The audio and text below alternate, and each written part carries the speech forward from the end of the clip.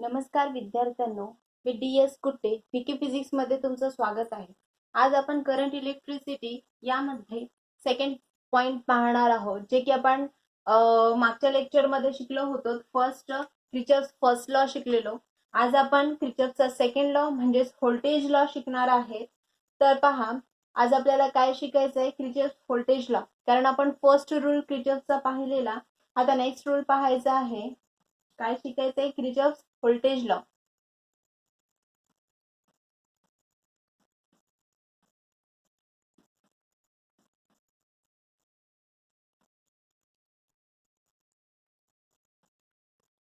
यालाच Kirchhoff's first law देखील म्हटलं जातं. ठीक आहे, किंवा यालाच लूप थेरम असं देखील म्हणतात. काय म्हणतात? Loop theorem. ठीक आहे, तर हा जो क्रिचर्सचा सेकंड लॉ आहे, ह्या लॉचा वापर करून आपण वेगवेगळ्या प्रकारचे जे लूप्स आहेत ते लूप्स काय करू शकतो? सॉल्व्ह करू शकतो. ठीक आहे, तर याचं स्टेटमेंट काय आहे ते पाहूया. क्रिचर्सनी या लॉ मध्ये काय सांगितलेलं आहे पहा. In a closed loop, the algebraic sum of a potential difference across for all the component plus the algebraic sum of all EMF is equal to 0 म्हटलेलं आहे. पहा, स्टेटमेंट आपण लिहून घेऊ. सुरुवातीला स्टेटमेंट पहा काय म्हटलेलं आहे.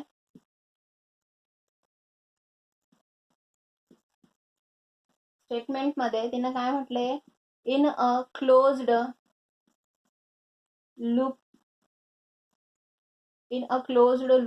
the algebraic sum of potential difference for all components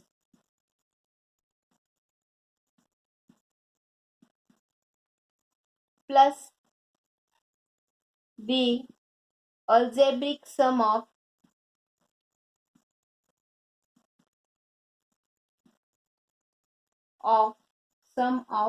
all EMF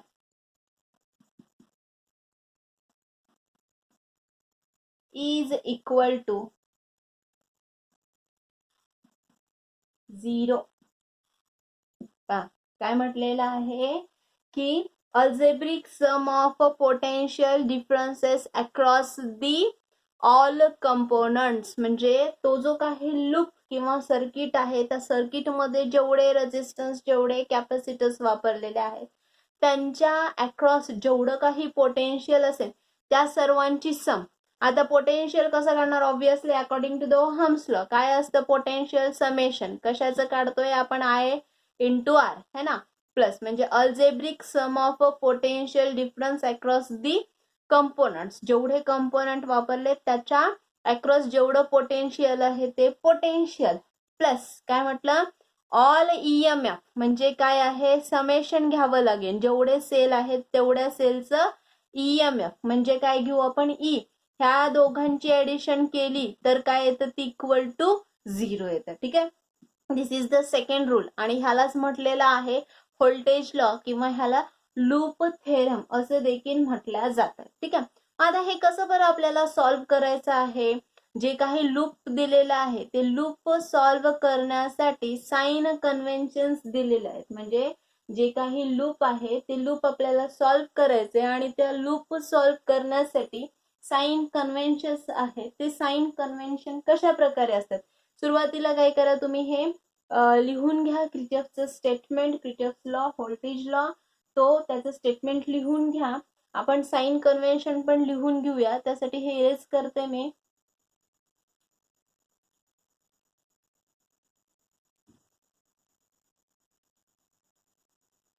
आपल्याला साइन कन्व्हेन्शन्स पाहायचे. ठीक आहे, जर सपोज एखादं लूप आहे किंवा एखादं सर्किट आहे तर त्या सर्किट मध्ये हे जे काही पोटेन्शियल डिफरन्स आहे किंवा EMF आहे, ठीक आहे, तो जो लूप आहे तो कशा प्रकारे ट्रेस केलेला आहे, त्याची डायरेक्शन कशा प्रकारे आहे, त्यावर आधारित आपल्याला तिथे घेतला जाणारे जे पोटेन्शियल डिफरन्स आहे त्याचे साइन कन्व्हेन्शन्स लिहिता येतात. ठीक आहे, तर आपण लिहूया तिथे sign conventions potential difference across the resistance किंवा कुठलंही कंपोनंट असू द्या. ठीक आहे, तर मी इथे अक्रॉस द रेजिस्टन्स लिहिते.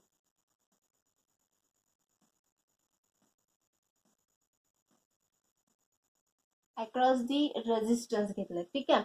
जर सपोज काय म्हटलेलं आहे, if the loop is traced in the direction of the current, काय म्हटलं, loop is traced in the direction of the current, then the potential difference across the resistance is taken as a positive. काय म्हटलं, if the loop is traced in the direction of a current, काय म्हटलेलं मी, लूपचा path हा करंटच्याच direction मध्ये असेल त्यावेळेस तिथं जे येणारं पोटेन्शियल डिफरन्स आहे त्या पोटेन्शियल डिफरन्स कसं असेल ते मायनस असेल. म्हणजे काय म्हटलेलं आहे पहा, सपोज काय करा, हा काय आहे रेझिस्टन्स, असं कन्सिडर करा, हा काय आहे रेझिस्टन्स आहे. ठीक आहे. आणि हे काय आहे करंटची डायरेक्शन, ही करंटची डायरेक्शन आहे आणि हा पाथ आहे, लूपचा पाथ आहे. ठीक आहे, लूप पाथ. ठीक आहे, म्हणजे करंटची डायरेक्शन आणि लूपचा पाथ हे दोन्हीही सेम असतील. ठीक आहे, त्यावेळेस आपण काय करणार, इथे निगेटिव्ह साईन घेणार. कशाचं, पोटेन्शियल डिफरन्सचं निगेटिव्ह साईन घेणार. ठीक आहे. आणि जर सपोज करंटचा पाथ आणि लूपचा पाथ हा अपोजिट असेल, सपोज हा करंटचा पाथ आहे आणि हे काय आहे लूप आहे, हा काय आहे पाथ कशाचा, लूपचा, हा रेझिस्टन्स आहे आणि हा करंट आहे. असं जेव्हा असेल त्यावेळेस येणारे जे पोटेन्शियल डिफरन्स आहे अक्रॉस दिस रेझिस्टन्स काय असेल ते पॉझिटिव्ह असेल. ठीक आहे. काय म्हटलं पहा, काय म्हटलेलं आहे, ज्या वेळेस हा जो काही लूप आहे, ठीक आहे, लूप इज ट्रेस्ड, कसं ट्रेस केलेलं आहे, if the loop is traced across the resistance then the direction of the current and the path is the same. ठीक आहे. जर सपोज हा लूप आपण करंटच्या डायरेक्शनने ट्रेस केलेला असेल त्यावेळेस त्या रेझिस्टन्सच्या अक्रॉस येणारं जे पोटेन्शियल आहे ते कसं येतं, निगेटिव्ह येतं. आणि जर सपोज आपण जे काही ट्रेस केलेलं जे लूप आहे ते लूप जर कसं असेल करंटच्या अपोजिट डायरेक्शन मध्ये असेल त्यावेळेस तिथे येणारं जे पोटेन्शियल आहे ते पोटेन्शियल कसं असतं, निगेटिव्ह असतं. ठीक आहे. This is about the potential difference. ठीक आहे, म्हणजे समेशन ऑफ आय आर, म्हणजे आपल्याला आय आर काढायचं आहे, पोटेन्शियल काढायचं आहे, त्यासाठीचं साइन कन्व्हेन्शन आहे. ठीक आहे. आता काय करायचं, आपल्याला ईएमएफ काढायचंय, ईएमएफ. ठीक आहे, ईएमएफ काढायचंय. त्यावेळेस कसं काढणार आहे, ऑब्विसली कसं काढणार आहे पहा, इथे सुद्धा साइन कन्व्हेन्शन्स आहेत.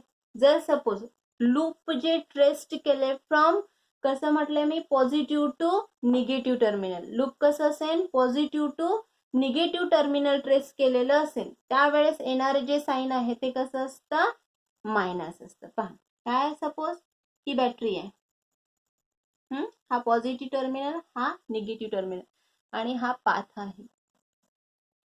काय आहे, पाथ. म्हणजे पाथची डायरेक्शन कशी आहे, पॉझिटिव्ह कडनं निगेटिव्ह कडे आहे. ठीक आहे. त्यावेळेस साइन कसं येईल, म्हणजे ईएमएफ जे आहे ते कसं येईल, निगेटिव्ह येईल. ठीक आहे. आणि ज्या वेळेस हा जो पाथ आहे तो कसा असेल, निगेटिव्ह टू पॉझिटिव्ह असेल, हा निगेटिव्ह हा पॉझिटिव्ह आणि हा पाथ हे लूपचा पाथ आहे. त्यावेळेस येणारं जे ईएमएफ आहे ते कसं असणार आहे, पॉझिटिव्ह असणार आहे. ठीक आहे. तर these are the sign convention, कसे आहे, these are the sign conventions of the loop. ठीक आहे. तर हे ईएमएफ काढण्यासाठीचे साइन कन्व्हेन्शन आहेत. ठीक आहे. This is about the sign convention for the EMF and this is for the potential difference. पहा मी काय म्हटलं, potential difference across the resistance calculate करायचे सॉल्व्ह करण्यासाठी. ठीक आहे. त्याच्यासाठी साइन कन्व्हेन्शन दिले. काय म्हटलं, if the path is traced along with the direction of the current, at that time the potential difference across the resistance, ह्या रेझिस्टन्स भोवती असलेले जे पोटेन्शियल डिफरन्स आहे ते कसं येतं, निगेटिव्ह येतं. आणि ज्या वेळेस लूपचा पाथ हा when the path of the loop or the direction of a loop is opposite to the direction of the current, ठीक आहे, at that time the potential difference across this resistance is positive. ठीक आहे. हे झालं potential difference साठी. EMF साठी काय म्हटलं, when the loop is traced from positive to negative, त्यावेळेस काय होतं, ईएमएफ निगेटिव्ह येतं. आणि ज्यावेळेस loop is traced from negative to positive त्यावेळेस कसं येतं, प्लस येतं. ठीक आहे. This is about the EMF. काय आहे हे, ईएमएफ आहे. This is the sign convention for the potential difference and sign convention for the EMF. ठीक आहे. तर यानंतर काय करणार आहेत आपण, दिस इज अबाउट इट, हे लिहून घ्यायचं आहे तुम्हाला. त्यानंतर काही प्रॉब्लेम्स घेऊ आपण याच्यावरती. आणि हा जो काही व्होल्टेज लॉ आहे तो ऑब्विसली मी सुरुवातीला सांगितला, this is the based on the conservation of the energy. हा जो लॉ आहे तो कशावरती आधारित आहे, कन्झर्वेशन ऑफ द, पहा तर क्रिचॉफ व्होल्टेज लॉ ऑब्विसली ह्या लॉ मध्ये आपण काय म्हणतो, it is the based on the conservation of the energy is द्या. ऑब्विसली हे मी सुरुवातीला सांगितलं. जसे की आता आपण जे साइन कन्व्हेन्शन पाहिले होते त्यानुसार आपल्याला हे लूप सॉल्व्ह करायचे, म्हणजे कशा प्रकारे आपण हे साइन कन्व्हेन्शन ह्याच्यामध्ये हा इलेक्ट्रिकल सर्किट मध्ये यूज करणार आहे ते पाहणार आहोत. पहा सुरुवातीला काय करूया आपण, एक लूप घेऊया याच्यामध्ये. लूप्स पहा, सुरुवातीला सर्किट डायग्राम जर पाहिली तुम्ही याच्यामध्ये ABCDFG, ठीक आहे, आणि A. आता हे पूर्ण एक क्लोज्ड सर्किट आहे. ह्याच्यामध्ये आपण 2 EMF वापरले आहेत आणि किती 5 रेजिस्टन्स वापरलेले आहेत. ठीक आहे. तर हे लूप आपल्याला सॉल्व्ह करायचं आहे, जे की आपल्याला सांगितलेलं क्रिचॉफ्स लॉ मध्ये सांगितलेलं काय होतं, summation of potential difference plus काय आहे, summation of the EMF is equal to 0. ठीक आहे. यानुसार आपल्याला by using the sign conventions of the Kirchhoff's voltage law we have to solve this loop is द्या. सुरुवातीला काय करूया आपण, लूप घेऊया ABFGA. काय घेतला आपण सुरुवातीला, फर्स्ट लूप घेतला. लूप काय घेतला, ABFGA हा लूप घेतोय, ABFGA. ठीक आहे. हा लूप घेतला. कुठून स्टार्ट झाला, इथून सुरुवात झाली. पहा काय करायचं आता, सुरुवातीला मग potential difference across the R1 घेणार आहे. According to the Ohm's law काय आहे, V इज इक्वल टू काय असतं, I इंटू R असतं. पोटेन्शियल डिफरन्स म्हणजे V आहे, है ना. आता मग आपण जे साइन कन्व्हेन्शन पाहिलं, साइन कन्व्हेन्शन मध्ये काय पाहिलं, जर करंटची डायरेक्शन आणि लूपची डायरेक्शन जर सारखी असेल तर त्यावेळेस येणारं पोटेन्शियल डिफरन्स कसं असतं, निगेटिव्ह असतं. आणि जर अपोजिट असेल तर पॉझिटिव्ह असतं. मग आता इथे तुम्ही पहा, AB म्हणजे लूपची डायरेक्शन ही आहे. ठीक आहे. करंटची डायरेक्शन सुद्धा इकडेच आहे. म्हणजे काय, दोन्हीही सेम आहे. म्हणजे पोटेन्शियल डिफरन्स अक्रॉस दिस R1 कसं असणार आहे, ते मायनस येईल. म्हणजे काय येईल इथे, मायनस करंट काय आहे तुमचा I1, रेजिस्टन्स काय आहे R1. ठीक आहे. हे कसं घेतलं आपण, ओहम्स लॉ वरनं, हे याच्यावरनं. ठीक आहे. मग आता B पर्यंत आलोत, B पासून F कडे जायचंय आपल्याला. BF पहा ही डायरेक्शन आहे. ठीक आहे. करंट सुद्धा इकडेच फ्लो होतोय, हा असा. म्हणजे डायरेक्शन ऑफ अ करंट आणि पाथ लूपचा पाथ दोन्ही सेम, म्हणजे काय होईल, मायनस. मायनस आला. करंट काय आहे, I3 आहे. रेजिस्टन्स काय आहे, R5 आहे. ठीक आहे. नंतर FG इकडे जातोय. ठीक आहे. त्यावेळेस सुद्धा पाथ आणि करंटची डायरेक्शन सेम आहे. मग ती सॉल्व्ह करा, आला मायनस. कुठला रेजिस्टन्स आहे तुमचा, R3 आहे. त्यानंतर करंट कुठला आहे, I1 आहे. म्हणजे I1 इंटू काय आलं, R3 आलं. ठीक आहे. मग काय करताय, परत रिटर्न जातो GA, म्हणजे हे इकडे चाललो, म्हणजे हा आपला पाथ इथे आहे. ठीक आहे. मग आता पहा काय सांगितलेलं आहे. आता हे झालं आपण potential difference across the resistance घेतलं, है ना. आता इथे काय आहे, सेल आहे. म्हणजे काय यूज करावं लागेल आपल्याला, sign convention for the EMF, है ना. मग त्यामध्ये काय सांगितलेलं आहे, जर सपोज पाथची डायरेक्शन निगेटिव्ह टू पॉझिटिव्ह असेल तर येणारा आन्सर कसं येतं, आपलं EMF पॉझिटिव्ह येतं, है ना. म्हणजे काय होईल इथे, EMF आपला काय पॉझिटिव्ह येईल. कोणता सेल आहे, E1 आहे. इक्वल टू काय, 0 आहे. म्हणजे कसं लिहिता येईल आपल्याला, हे E1 इज इक्वल टू काय लिहिता येईल, पहा, हा I1 R1 प्लस काय होईल, I3 R5 प्लस काय होईल, I1 R3 होईल का. हे एक इक्वेशन तयार होतं. एक लूप सॉल्व्ह केला आपण. ठीक आहे. आता नेक्स्ट लूप घ्या. काय आहे तुमचं नेक्स्ट लूप, कुठून स्टार्ट झाला, हे इथनं पहा, BFDCB है ना. लूप BFDCB हे लूप आहे. ठीक आहे.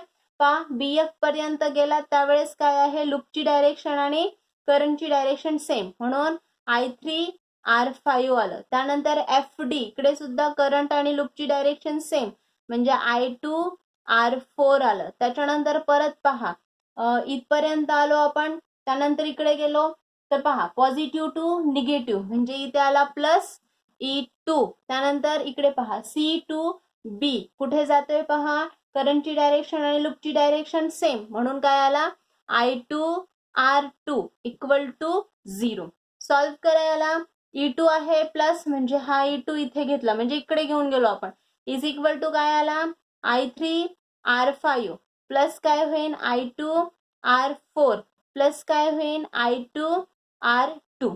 ठीक आहे. This is the next equation. म्हणजे काय तर अशा प्रकारे आपल्याला काय करायचंय हे जे सर्किट्स आहेत त्याच्यामध्ये जर तुम्ही पाहिलं हे काय आहे summation of the potential difference आणि हा समेशन ऑफ द EMF आहे है ना.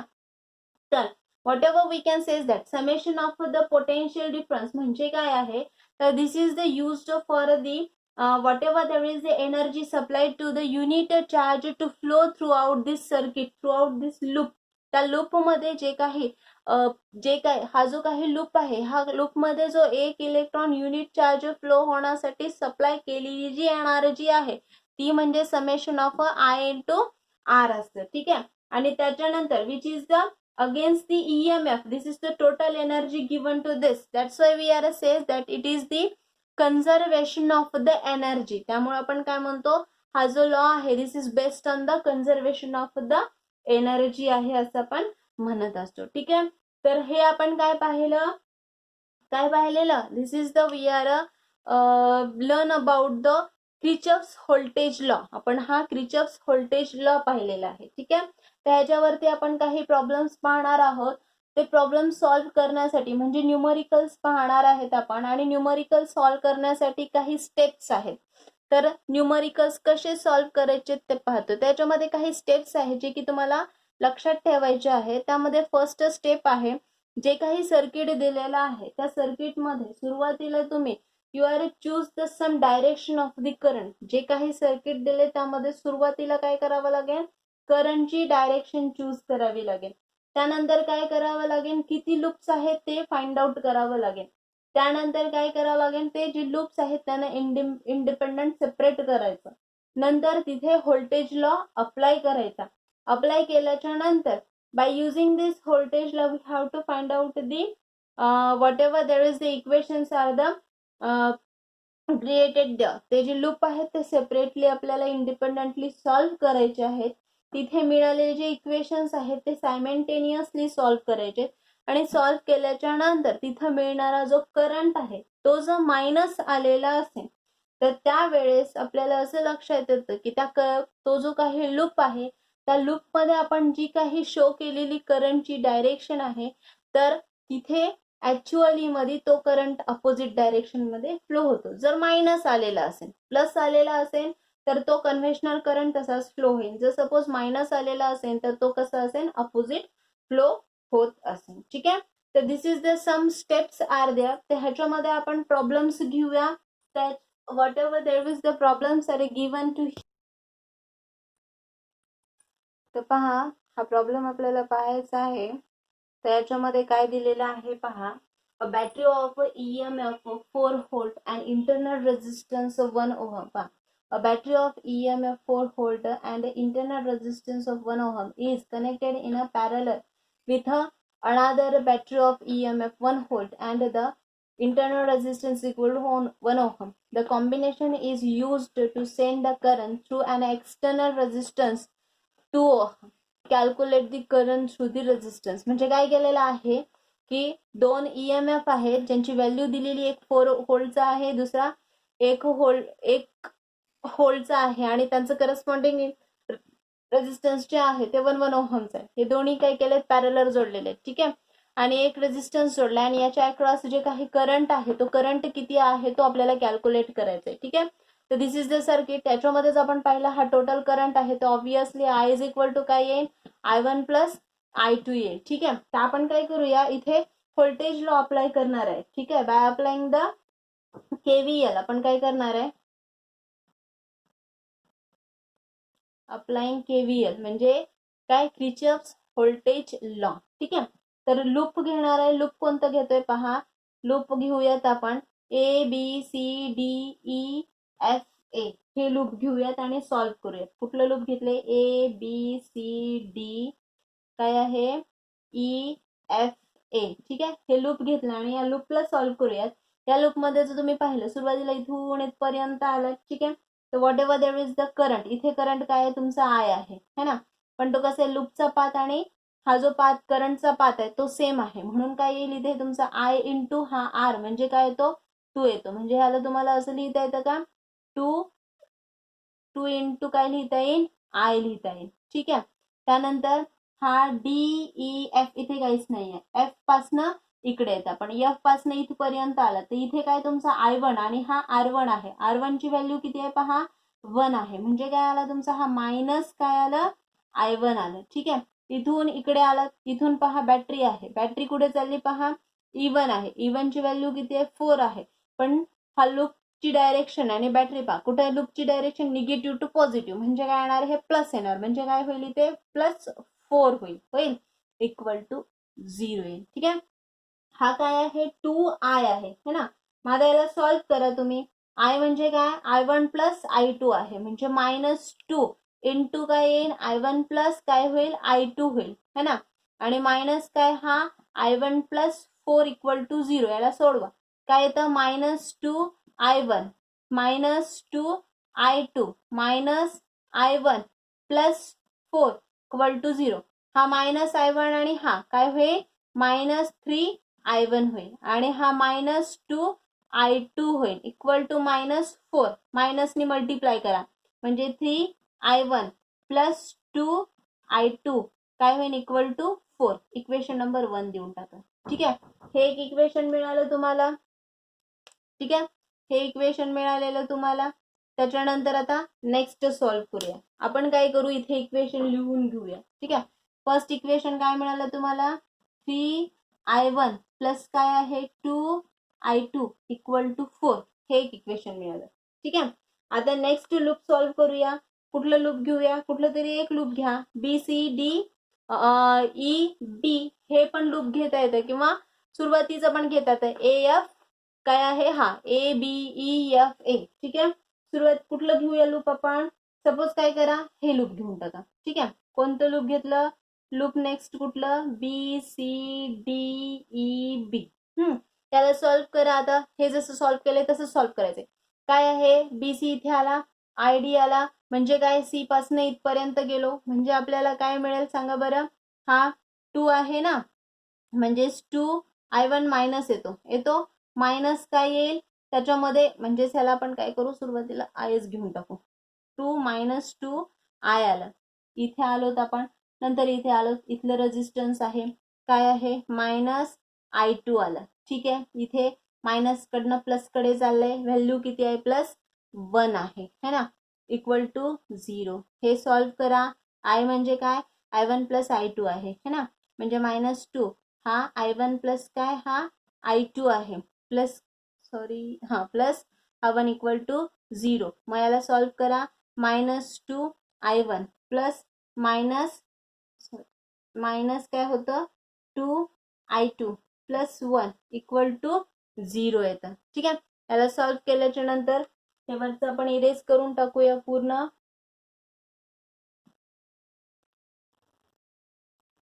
लगेच लिहून घेत जायचंय तुम्हाला.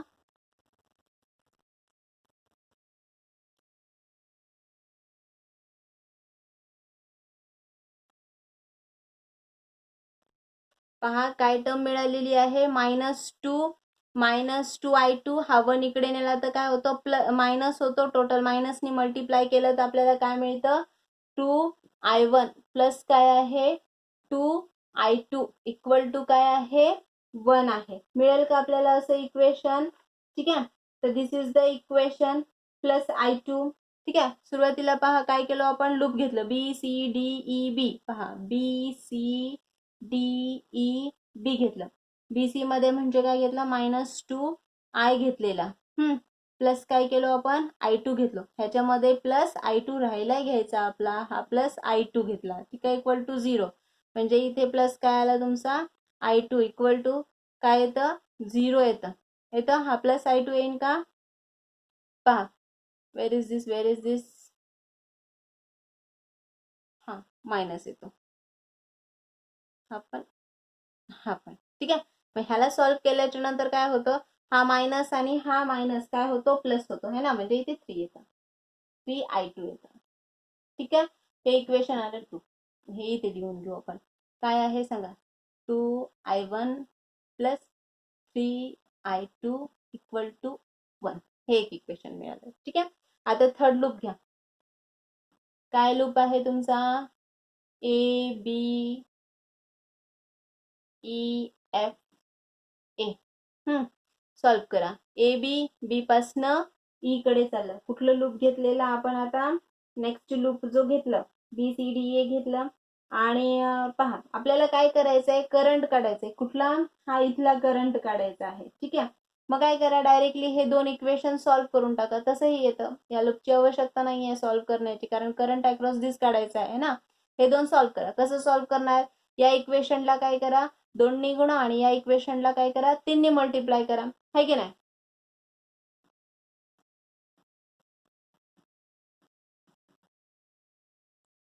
बाय इक्वेशन काय नंबर होतं 1. 1 ला किती ना मल्टिप्लाय करावं लागेल 2, आणि इक्वेशन 2 ला किती ना मल्टिप्लाय करावं लागेल 3 ने, है ना. मल्टिप्लाय केल्यानंतर याला 2 नी याला 3 नी, म्हणजे हा 2 मल्टिप्लाय करा आणि याला 3 नी मल्टिप्लाय करा. किती होतं, 2 3 जा 6I1 झाला. ठीक आहे, प्लस 2 2 जा 4I2 इक्वल टू 8. ठीक आहे, आणि हा किती होईल 6I1 प्लस किती होईल 9I2 है ना, इक्वल टू 3 होईल. ठीक आहे, याला सॉल्व्ह करा, याला सॉल्व्ह करा. कसं सॉल्व्ह करणार सांगा. इक्वल टू काय येतं सांगा, चला काय येतं, हे कॅन्सल होऊन जातं, इथे 0 येतं. इथे काय होतं -5I2 येतं, इक्वल टू काय येतं, हा मायनस म्हणजे हा इथे 5 येतो, म्हणजे I2 इज इक्वल टू काय येतं, 5/5 केलं तर -1 एम्पियर येतं I2 ची व्हॅल्यू. याचं मिनिंग काय झालं, जसे की आपण पाहिलं पहा, I2 इक्वल टू -1 एम्पियर आला, मायनस आला. याचा अर्थ काय झाला, याची जी डायरेक्शन आहे ती डायरेक्शन कशी असणार आहे, ऑब्विसली अपोजिट असणार आहे. जी आपण चूज केली आहे त्याच्या अपोजिट असणार आहे. ठीक आहे, हे इक्वेशन काय करा, पुटअप करा कुठल्याही एका इक्वेशन मध्ये. त्यावरनं आपल्याला काय काढता येतं, I1 ची व्हॅल्यू काढता येते. सपोज काय करू आपण, हे इक्वेशन पुटअप करू या सेकंड इक्वेशन मध्ये. ठीक आहे, किंवा पुट इन इक्वेशन फर्स्ट करा. फर्स्ट मध्ये पुटअप केलं म्हणजे यात पुटअप केलं. 3 इंटू 1 म्हणजे किती झाला तुमचा 3 झाला. प्लस काय आहे 2I2 ची व्हॅल्यू आहे ना, म्हणजे इथे I1 येतं 3I1 प्लस काय 2I2 म्हणजे 1 म्हणजे किती झाला तो 2 झाला. तो कसा आहे -1 आहे हा, है ना. म्हणजे काय 2 इंटू -1 इक्वल टू 4 म्हणजे -2, म्हणजे 3I1 -2 इक्वल टू 4, म्हणजे 3I1 equal to 4 - 2 equal to किती झाला 2 झाला. असं होते का, नाही होत, प्लस आहे ना हे. प्लस इकडे गेल्याच्या नंतर काय होतं, काय होतं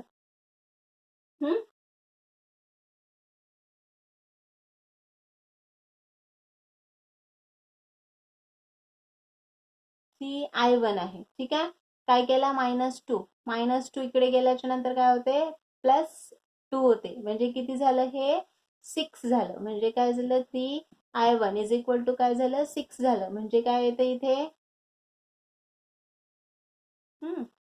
I1 is equal to 6/3 equal to 2, म्हणजे I1 ची व्हॅल्यू किती आली 2. ठीक आहे, हे काय मिळालं I1 मिळालं. आता मग I1 मिळाला, I म्हणजे काय प्लस ऍडिशन आहे, है ना. I म्हणजे टोटल करंट आहे.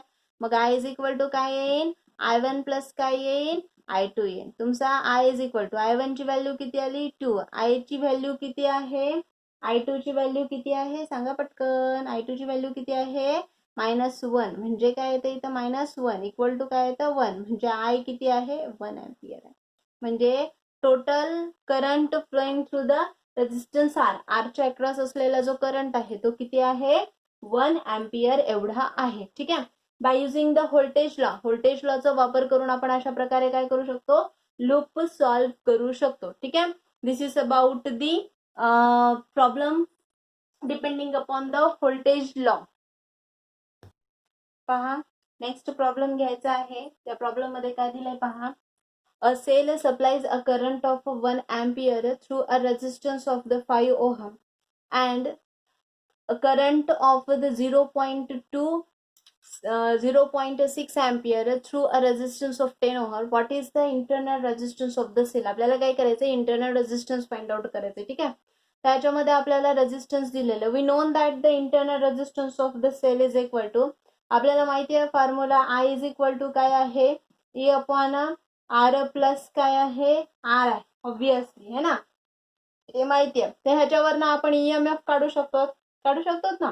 दोन्हीही सर्किट साठी आपण ईएमएफ कॅल्क्युलेट करू शकतो. कसं बरे ईएमएफ कॅल्क्युलेट करणार आहेत आपण. EMF of the cell is equal to काय येईल I इंटू ब्रॅकेट मध्ये आर प्लस काय येईल इंटरनल रेजिस्टन्स येईल है ना. तर आता सुरुवातीला आपण फर्स्ट डायग्राम घेऊया. फर्स्ट डायग्राम मधनं जर आपण कॅल्क्युलेट केलं तर आपल्याला काय करता येतं रेजिस्टन्स किंवा ईएमएफ कॅल्क्युलेट करता येतं. फर्स्ट मध्ये पहा काय दिलेलं आहे आपल्याला रेजिस्टन्स दिलेला आहे आणि त्याच्यानंतर इंटरनल रेजिस्टन्स आपल्याला कॅल्क्युलेट करायचे.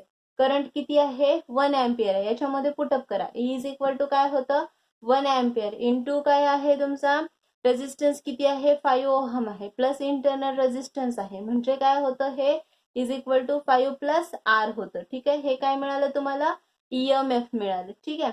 तर हे ईएमएफ. त्यानंतर काय करणार आपण सेकंड पहा त्याच्यामध्ये current flowing through it calculate करूया आपण. ठीक आहे. तर जे काही करंट मिळालेलं आहे ते करंट आपल्याला इथे कॅल्क्युलेट करता येईल आणि त्यावरनं काय करता येतं रेजिस्टन्स सुद्धा काय करता येतं आपल्याला कॅल्क्युलेट करता येतं. ठीक आहे. तर याच्यामध्ये पहा व्हॉट एव्हर देअर इज आता नेक्स्ट डायग्राम जर आपण पाहिली. ठीक आहे. तर त्या नेक्स्ट डायग्राम मधनं तर ऑब्विसली ई आहे म्हणजे आपलं काय ईएमएफ I2 मिळालंय आपल्याला है ना. नेक्स्ट काय आहे R2 आहे प्लस काय आहे इंटरनल रेजिस्टन्स आहे I2 किती दिलेला आहे तुम्हाला 0.6 दिलाय. R2 किती आहे तुमचा 10 आहे प्लस हा किती आहे तुमचा रेजिस्टन्स इंटरनल R इतका आहे. ठीक आहे. तर मग आता हे कॅल्क्युलेट करा. ह्या 0.6 ने याला जर मल्टिप्लाय केला तर 6 आला है ना. प्लस काय येईल तुमचा हा 0.6 इंटू आर येईल. हे तुमचं काय येईल सेकंड इक्वेशन येईल का. हे काय मिळालं तुम्हाला ई मिळालं. हे दोन्ही इक्वेशन काय केलं आपण कम्पेअर केले. हे फर्स्ट इक्वेशन आणि हे सेकंड इक्वेशन कम्पेअर करता येतील का ऑब्विसली करता येतात है ना. मग त्यावेळेस आपल्याला काय मिळतं 5 किंवा ह्याला असं लिहिता येतं आपल्याला फ्रॉम इक्वेशन 1 and 2. काय लिहिणार तुम्ही सांगा बरं. हा 5 plus R is equal to हा 6 प्लस काय आहे 0.6 इंटू आर आहे. ठीक आहे. मग आता हा 6 आहे हा आर आहे. ठीक आहे. हा आर मायनस काय होईल हा 0.6 इथे लिहिते पहा काय होईल हा आर मायनस हा 0.6 इक्वल टू काय होईल हा 6 मायनस हा 5 होईल. हा 6 मायनस 5 आला. ठीक आहे. मग आर मधनं काय केलो आपण काय केलं 0.6 आर आहे हा 0.6 आर आहे. ठीक आहे. मायनस केला तर काय होईल 1 मधनं 0.6 गेलं म्हणजे किती रिमेनिंग राहिले 0.4 इंटू आर राहिला इक्वल टू 6 मधनं 5 गेल्याच्या नंतर रिमेनिंग किती राहतं तुला पटकन सांगायचं 1 राहतं ऑब्विसली है ना. तर आर इज इक्वल टू काय येतं मग 1 अपॉन 0.4 येतं म्हणजेच आर इज इक्वल टू काय होतं 10 अपॉन 4 येतं. मग याला तुम्ही डिवाइड करा 4 ने तर किती येईल ऑब्विसली 2.5 ओहम येईल. ठीक आहे. This is the internal resistance of the cell. येतं का आपल्याला कॅल्क्युलेट करता. तर पहा this is about the some numericals depending upon the voltage law is द्या. तर अशा प्रकारे आजच्या लेक्चरमध्ये आपण काय पाहिलं क्रिचॉफ्स व्होल्टेज लॉ कशा प्रकारे आहे आणि त्याच्याशी रिलेटेड काही प्रॉब्लेम्स आपण पाहिलेले आहे. याच्यावरती आणखीन कॉम्प्लेक्स सर्किट सॉल्व्ह करूयात. हे आपण क्रिचॉफ्स लॉच्या सेकंड पार्ट मध्ये आपण शिकणार आहोत न्यूमरिकल्स मध्ये. त्यामध्ये आपण ब्रीफली जास्त प्रमाणात जेवढे जास्त न्यूमरिकल्स घेता येतील आपण ते पाहूया. ठीक आहे. तर आजच्या लेक्चरमध्ये आपण काय पाहिलेलं आहे, क्रिचर्स लॉ. तर ह्यामध्ये तुम्हाला जर काही डाऊट असेल तर ते डाऊट तुम्ही कमेंट्समध्ये कमेंट करून सेंड करू शकता. आजचं लेक्चर तुम्हाला कसं वाटलं? जर आवडलं असेल तर लाईक करा, सबस्क्राईब करा आणि बेल आयकॉनवरती प्रेस करा, जेणेकरून यापुढे जे काही लेक्चर्स अपलोड करेन ते तुमच्यापर्यंत पोहोचतील, त्याचे नोटिफिकेशन्स तुम्हाला येत जातील. आणि डाऊट असेल तर तुम्ही कमेंट करा. थँक्यू.